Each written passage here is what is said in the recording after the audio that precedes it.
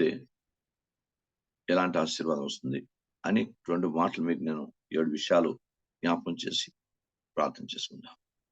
దేవునికి స్తోత్రం. ఆ విషయాల్ని బైబిల్ గ్రంథంలో చూద్దాం. దేవుని స్తోత్రం. ఉదాహరణకి దేవుని ఆజ్ఞలు గైకుంటే ఏమొస్తుంది? దేవుని ఆజ్ఞలు గైకుంటే దేవుని ఆశీర్వదిస్తుంది. బట్ దేవుని ఆజ్ఞను గైకొనడానికి కావాల్సిన స్థితి క్రైస్తవులు దేవుని పాదాల దగ్గర. అందుకే బైబిల్ గ్రంథంలో దేవుని ఆజ్ఞను గైకొనడానికి కావంట మనసు. ద్వితీయోపదేశకాండం 4వ అధ్యాయం 9ని వచనం చదవండి.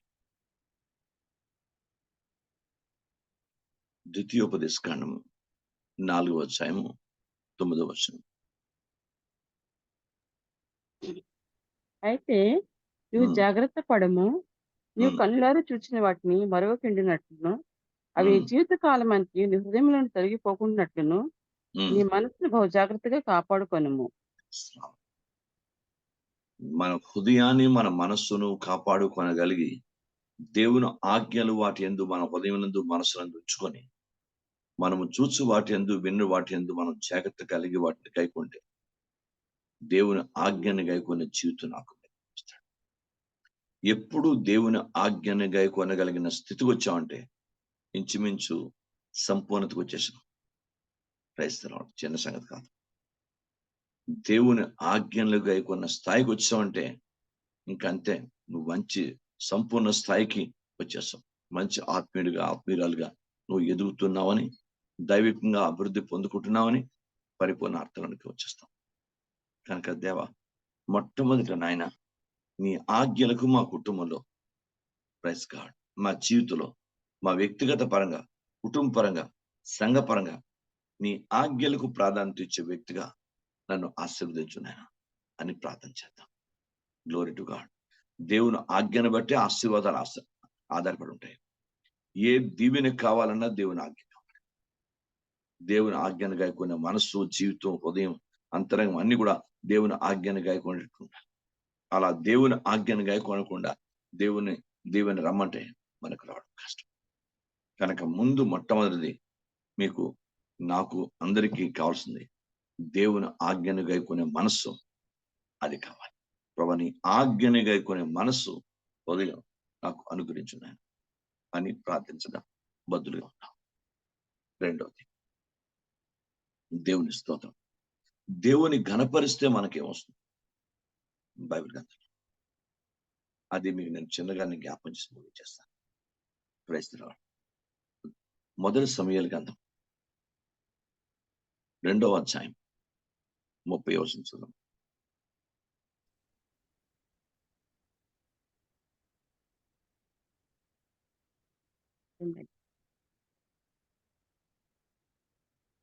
నీ ఇంటి వారును నీ పితరుని ఇంటి వారును నా సన్నిధి న్యాయస్థానం జరిగించుదురని యెహోవా ఆజ్ఞ ఇచ్చి ఉన్నను.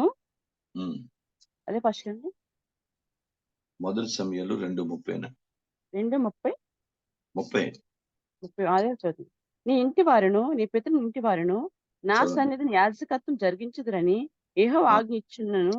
ఇప్పుడు అది నా మనసుకు కేవలం ప్రతికూలమాయనని ఇశ్రాయేలు దేవుడైన యెహోవా సెలవిచ్చున్నాడు. కావున యెహోవా వాక్కు ఏదనగా, నన్ను గనపరచు వారిని నేను గనపరచుదును, నన్ను తృణీకరించు తృణీకారం అందుదురు.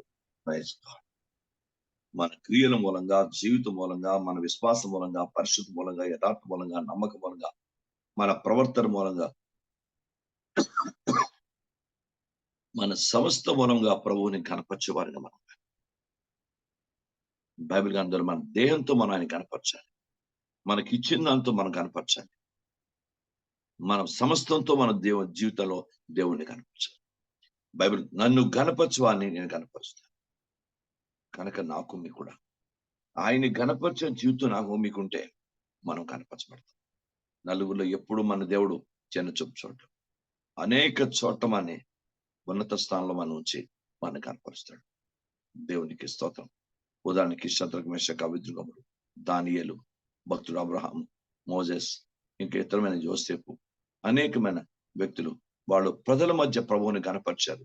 తండ్రిని వాళ్ళు అదే ప్రజల మధ్య ప్రజల మధ్య వాళ్ళు దేవుని చేత కనపరచబడినట్టు లేఖనాలు మనం చూస్తున్నాం. కనుక బైబిల్ ఉంది, మన జీవితంలో దేవుడు మనని ఆశ్రయించి పిలిచి ఏర్పరచుకొని అన్ని విధాల మన పోషిన తర్వాత దేవుని గణపరచవలసిన బాధ్యత మన భుజం మీద ఉందని సంగతి మనం జ్ఞాపకం చేసుకోవాలి. దేవుని స్తోత్రం. నువ్వు గణపరచడానికే నువ్వు ఉన్నావు. మీరు కూడా దేవుడు మనని ఘనపరచడానికి మనం. Praise the name of Jesus. మూడో సంగతిని చూద్దాం. దేవుని ప్రేమిస్తే మనకు వచ్చే ఆశీర్వాదం ఏంటి? Praise Lord. సామెతల గ్రంథం 8వ అధ్యాయం 21.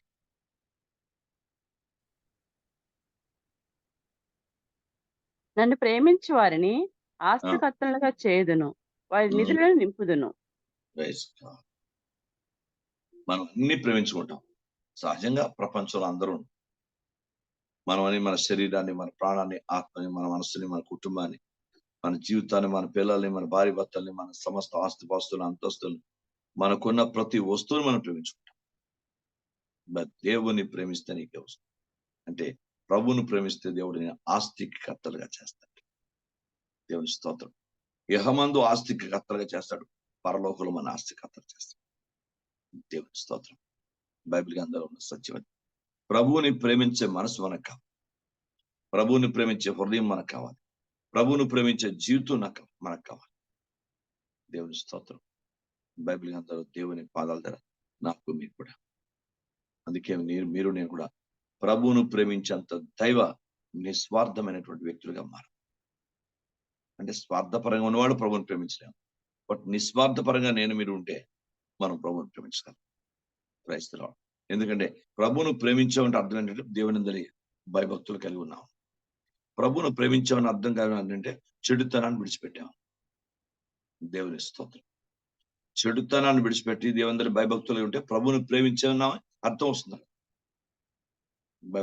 ప్రభువును ప్రేమించడం అర్థం ఏంటంటే ఆయన ఆజ్ఞలను గాయకు, ఆయన వాక్యాన్ని, ఆయన ఆజ్ఞలను గాయకుంటే ప్రభువును ప్రేమించేవారుగానే ఉంటాం. కనుక దేవుని ఆజ్ఞలను ప్రేమిస్తే, దేవుని వాక్యాన్ని ప్రేమిస్తే, దైవ చిత్తాన్ని ప్రేమిస్తే, దేవుని వాక్యం ప్రకారం మనం ఆయన్ని ప్రేమిస్తే మనకు వచ్చే దాన్ని ఏంటంటే మన్ని యెహోవామందు ఆస్తికర్తలు చేస్తాడు. పరమందు కూడా గొప్ప దైవికమైనటువంటి ఆస్తిని, పరలోక ఆస్తిని మనకి ఇస్తాడు. మనకిచ్చిన ఏ స్వాస్థ్యం మనకి దేవుడు నిర్ణయించాడో ఆ ఉన్నతమైనటువంటి స్థితిని మనకి దేవుడు పరలోకంలో మనకి ఇస్తాడు. దేవునికి స్తోత్రం. 4వది చూద్దాం. Praise the Lord. దేవుని వాగ్దానాలు నమ్మి ఆచరిస్తే 2వ పేతురు గ్రంథం 1వ అధ్యాయం 2వ పేతురు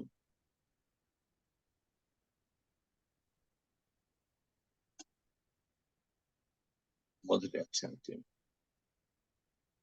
4వ వచనం. ఆ మహిమా గుణాత్సములను బట్టి ఆయన మనకు అమూల్యములను అత్యధికమైన వాగ్దానం అనుగ్రహించున్నాడు. దురాశ అనుసరించడం వలన లోకమందున భ్రష్టత్వమును ఈ వాగ్దానం మూలముగా మీరు తప్పించుకొని దేవ స్వభావం పాలువరగినట్లు వాటిని అనుగ్రహించాను. దేవుని వాగ్దానం దేవుడు దేనికి ఇచ్చాడంటే దేవ స్వభావం నందు పాలుభాగస్తులు అవుతా ఉంటాడు. Praise the name of Jesus. ఒక్కొక్క దాని ఒక్కొక్కసారి అలాగా బైబిల్ తెచ్చుకుంటూ ఒకసారి ఇవన్నీ నెల రాసుకున్నాను. తండ్రి నిన్ను ప్రేమిస్తే ఏంటి, నీ వాగ్దానం గైకుంటే ఏంటి, ఇలా ఏ ఆశీర్వాదాలు మాకుంటాయి అని నేను క్లుప్తంగా కొన్నిసార్లు అది ఇప్పుడు దైవికంగా పనిచేస్తున్నాను. దేవుని స్తోత్రం. బైబిల్ గ్రంథంలో దేవుని వాగ్దానాలు అవునంటే ఉన్నాయి. బైబిల్ ఆ వాగ్దానాలు కానీ మన జీవితంలో అవలంబిస్తే, ఆ వాగ్దానాలు మన జీవితంలో మనం నెరవేర్చబడినంత విశ్వాసాన్ని, పరిశుద్ధను, ప్రార్థన, ఆత్మీయతను కలిగి ఉంటే దేవ స్వభావంలోనికి మారుతూ ఉంటాయి. దేవుని స్తోత్రం. ఎందుకు మనిషి స్వభావం వేరు, లోక స్వభావాలు వేరు, బట్ దేవ స్వభావంలోనికి మారుతూ ఉంటాయి. ఎంత దైవికమైనటువంటి ఆధిక్యత ఇస్తాడు. దేవునికి మహిమ కలుగును గాక. నిజమే, మానవ స్వభావం ఎంతవరకు అది శారీరక సంబంధం దేనికి ఉపయోగపడింది. మానవ స్వభావం పాపాన్ని మూటకట్టుకోవడం తప్ప మానవ స్వభావంలో దేవునికి మహిమ తెచ్చేది ఇది ఉండదు. కానీ దేవ స్వభావంలోనికి మారుతూ ఉంటాడు. దేవుని స్తోత్రం. మీరు కూడా నేర్చుకున్నాం. దేవునికి మహిమ. 5వ విషయాన్ని, దేవుని చిత్తాన్ని నెరవేరిస్తే మనకేంటి? Praise the name of Jesus. 1 యోహాను 2వ అధ్యాయం, 1 యోహాను 2వ అధ్యాయం 17వ వచనం. ఇవన్నీ జస్ట్ మీకు ఒక చిన్న క్లూ అంతే. ఒక పదాన్ని మీకు ఇస్తుంటే ఆ పదాన్ని మీరు రాసుకుని దాన్ని మీరు ఎక్స్టెండ్ చేసుకొని ధ్యానించి దానికి మంచి సందేశాన్ని మీరు తయారు చేసుకోవచ్చు. ఇది మీకు అవకాశం. లోకములు దాని ఆశ గతించిపోచున్నవు గాని ఆ, దేవుని చిత్తమును జరిగించేవాడు నిరంతరం నిలుచును. Praise god. నిత్యము జీవించే ధన్యమైన జీవితాన్ని మనం కలిగి ఉంటాం. దేవుని చిత్తం జరిగించుకుంటాం. పరిశుద్ధంగా ఉండమే దేవుని చిత్తం అంటాడు.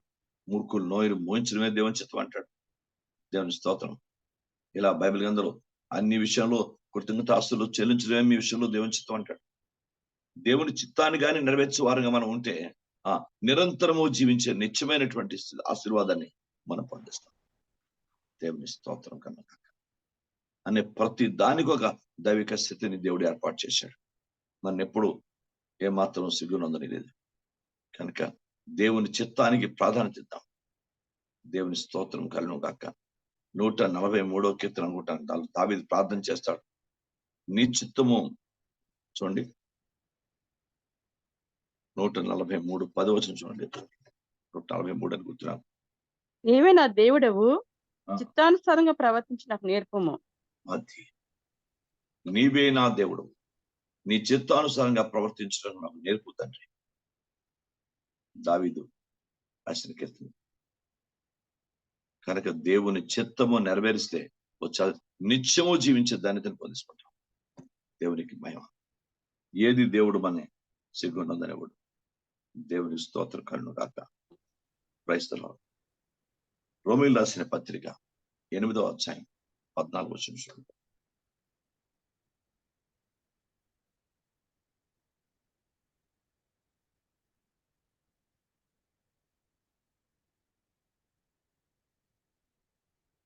దేవుని ఆత్మచేత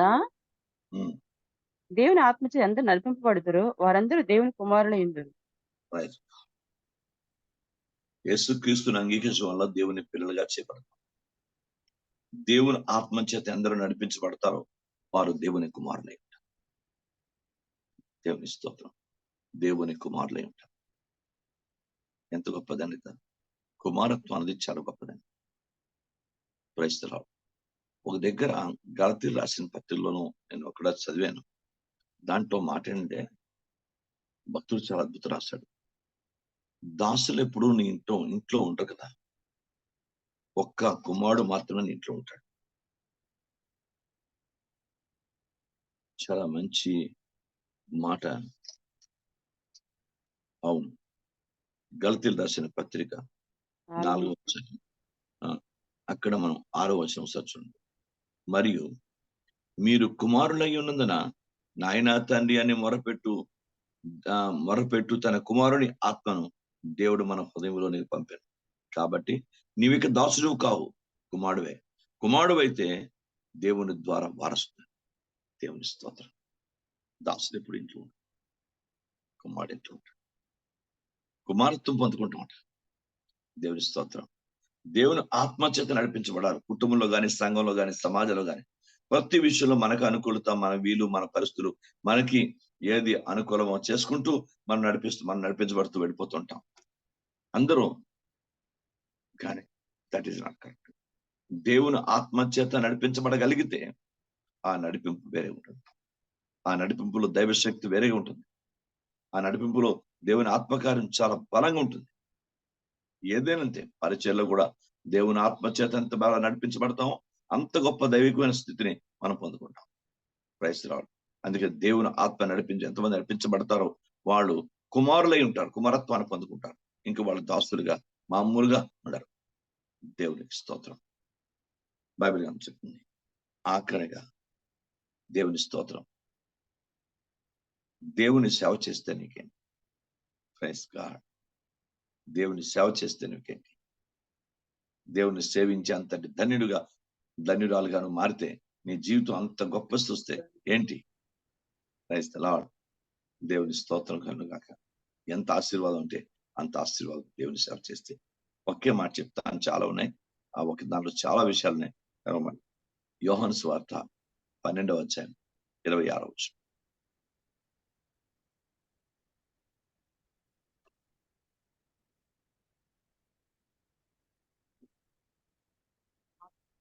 యోహాను సువార్త 12. ఇది ఒకటి, ఒక సబ్జెక్టు, ఒక మెసేజ్ అని మీరు క్లుప్తంగానే 7 మాటలు మీకు చెప్తాను. యోహాను సువార్త 12వ అధ్యాయం 26వ వచనం చూడండి. అప్పుడు నన్ను సేవించిన ఎడల నన్ను ఆ, వెంబడింపవలెను. అప్పుడు ఆ, నేను ఎక్కడ ఉండునో అప్పుడు నా సేవకుడు ఉండును. అప్పుడు నన్ను నేను ఎక్కడ ఉందునో అక్కడ నా సేవకుడును. దేవుని స్తోత్రం. ఎంత ధన్యత. ఒకడు నన్ను సేవించిన ఎడల కనపరచు. నన్ను వెంబడిపోవాలి. అప్పుడు నేను ఎక్కడ ఉందునో అక్కడ నా సేవకుడును ఉండను. ఒకడు నన్ను సేవించాల, నా తండ్రి అతన్ని. దేవుని స్తోత్రం. Praise the name of Jesus. ప్రజలే మనని కనపరచగలి, దేవుడే మనని కనపరుస్తాడు. Glory to the name of Jesus. ఈరోజు నేనైనా మీరైనా నేర్చుకుందాం, సేవించే స్థాయికి ఎదగాలి. అది క్రైస్తవ జీవితంలో పరిపూర్ణ. దేవుని స్తోత్రం. ఒక పిల్లోడు స్థాయిగా స్టార్ట్ అయ్యాం. ఎందరూ తన అంగీకరి వారు తన పిల్లలకు అధికారం అనుగ్రహించబడ్డాడు. అక్కడి నుంచి స్టార్ట్ అయిన జీవితం ఒకడు నన్ను సేవించినట్ల ఆ స్థాయికి రావాలి. అంటే సేవించినంత స్థాయికి మనం ఆ సేవించే స్థితి దేవుడిచ్చినటువంటి ధన్యతమైనటువంటి పరిపూర్ణ. క్రైస్తవం జాగ్రత్త మీద గమనించండి. ఒక కుమార్తెగా స్టార్ట్ అయిన మన జీవితం బైబిల్ గ్రంథం చెప్తుంది, ఆయన్ని వెంటాడబోతున్న సార్వత్రిక సంఘం మారాలి. అది పరిపూర్ణ. దేవుని స్తోత్రం. మీకు ఆయన్ని ప్రేమించి, ఆయన చిత్తాన్ని గైకొని, ఆయన ఆజ్ఞను గైకొని, ఆయన దేవ స్వభావంలోనికి మారి, ఆయన సమస్తములో మనం దేవునికి అనుకూలంగా మన జీవితం ఉండి అలా మనం ప్రేమించని సేవ చేస్తే ఆయన అంటాడు, నేను ఎక్కడ ఉందునో నా సేవకుడు అక్కడ. నా సేవకుడు ఎంత ధన్యత, ఎంత ధన్యత దేవుడు ఇచ్చాడు. ఆ సేవించే ధన్యత ఎంత గొప్పది. కనుక సంగమా, చాలా మంది అమ్మో దేవుని సేవిస్తే కష్టాలు వచ్చేస్తే, శ్రమలు వచ్చేస్తే, బాధలు వచ్చేస్తే ఇన్ని రకాలుగా ఆలోచిస్తారు. దేవుని సేవించేవారు కాదు. అందరూ అవసరాలు తీర్చుకొని, మేలు పొందుకొని, ఆశీర్వాదాలు పొందుకొని వెళ్ళిపోతున్నారు తప్ప దేవుని సేవించే స్థాయిలో ఎంతమంది యవన జీవితాలు, ఎంతమంది సిస్టర్స్ బ్రదర్స్ మనం ఉండగలుగుతున్నాం. కనుక దేవుణ్ణి సేవించే స్థాయి చాలా గొప్ప అద్భుతం. అది ఆయన పిలుపుని బట్టి, నా ఆత్మను బట్టి, ఆయన చిత్తాన్ని బట్టి ఉంటుంది. కనుక దేవా, నిన్ను సేవించే ధన్యత బైబిల్ గ్రంథంలో నాకు ఇవ్వండి. నిన్ను సేవించాలి, నా బ్రతుకాల్లో నిన్ను సేవించాలి, నిన్ను బయటపరచాలి. Glory to the name of Jesus. Praise god. ప్రార్థన చేసుకుందాం. ఒక్క వరుసగా ఎంతమంది మీరు రాసుకున్నారో నాకు తెలియదు. ఎంతమంది మీరు దీన్ని మీ జీవితంలో హృదయంలో ఉంచుకుంటారో తెలియదు. దేవుని ఆజ్ఞని గైకుంటే దేవుని ఆశీర్వాదాలు పొందుకుంటాం. దేవుని ఘనపరిస్తే మనం కూడా ఘనపరచబడతాం. దేవుని వాగ్దానాలు మనం నెరవేర్చబడితే మన జీవితంలో దేవ స్వభావంలోకి మనం మార్చబడతాం. దైవ చిత్తాన్ని జరిగించబడితే మనం దేవునికి వాక్య ప్రకారం నిరంతరము జీవించే ధన్యత పొందుకుంటాం. దేవుని ప్రేమిస్తే దైవ వాక్య ప్రకారం ఆయన ఆస్తి కర్తలుగా మనం చేస్తాను బైబిల్ గ్రంథంలో. దేవుని చేత నడిపించబడితే దేవుడు ఉన్నతమైనటువంటి స్థాయిని దేవుడు మనకి ఎంతమంది దేవుని వారు తన కుమారులు నిలబడదని కుమారత్వాన్ని దేవుడు పూర్తిగా సంపూర్ణ అధికారాన్ని ఇచ్చేస్తాడు. ఆఖరిగా దేవుణ్ణి సేవించేంత ధన్యతలోనికి ఎదిగితే దేవుడు ఎక్కడ ఉంటాడో అక్కడ మనం కూడా ఉంటాం. క్రైస్తవులు ఆ స్థితిని మనకి దేవుడు అంత గొప్ప ఆశీర్వాదాన్ని మనకి ఇచ్చేస్తాడు. Praise God. అందుకే దేవా, నాకు ఏది కాదు, ఈ దైవత్వంలో, ఈ దేవుని సంబంధమైన దైవికమైన విషయాల్లో నన్ను ఆశీర్వదించండి ప్రభా అని మనం ప్రార్థన చేద్దాం. దేవునికి స్తోత్రం. దేవుడు తన మాటలు మన వెనుకలో దీవించుడుగా ప్రార్థించాం.